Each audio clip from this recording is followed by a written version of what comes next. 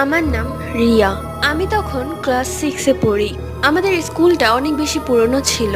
লোকমুখে শোনা যেত নানা কথাবার্তা। রাতের বেলা সেই স্কুলে নাকি কেউ একজন হাঁটা চলা করে।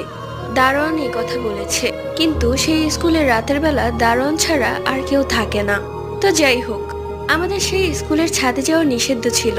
তবুও আমাদের খুব জানতে ইচ্ছে করছিল ছাদে কি এমন আছে যে ছাদে যাওয়া নিষেধ। যার কারণে আমরা 4 বান্ধবী মিলে ঠিক করলাম যেভাবেই হোক ছাদের চাবি চুরি করে ছাদে যাব এবং গিয়ে দেখবো ছাদে কি এমন আছে যে ছাদে যাওয়া নিষেধ। কথা অনুযায়ী আমরা একটা বাহানায় ছাদের চাবিটা চুরি করলাম এবং ছাদে চলে গেলাম। ছাদে গিয়ে দেখি বিশাল ছাদ। পুরোটা ছাদ ঘুরেও কাউকে দেখতে পেলাম না।